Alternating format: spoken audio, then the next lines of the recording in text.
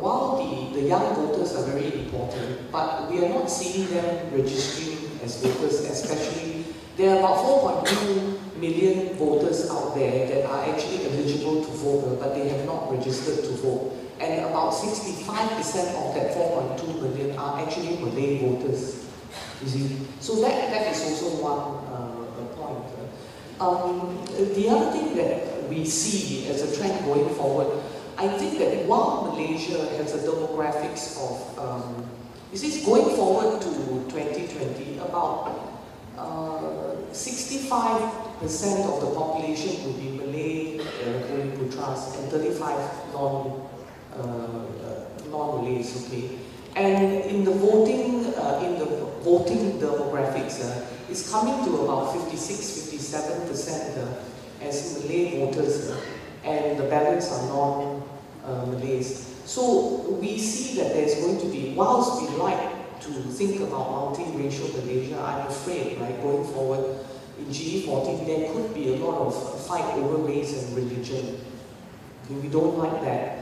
But I think that could be happening. And I think UMNO and PAS's alliance using the RUU 355 as a uniting force is actually very real. And this is coming up on the 18th of February. Now, interestingly enough, this 18th of February is just after 15th February, which is the AHOK Indonesian governor's election. And what plays out in Indonesia will also have an impact in Malaysia, as it happened in 1998, okay? Because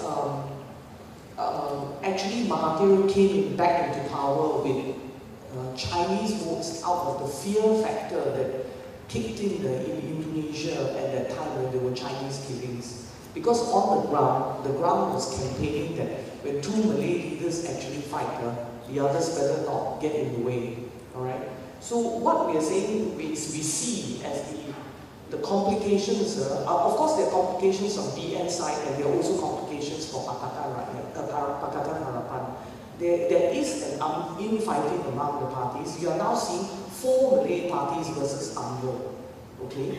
And then you will see multi-cornered fights with BN, and usually when there are multi-cornered fights, BN will end up winning, all right? The leader of the opposition is still unclear, and the UMNO and PAS alliance using the RUU 355 as a united force is very, very real. And PAS refusing to work with DAP and Amanah is also real. And will Bersatu be a dilemma for the DAP?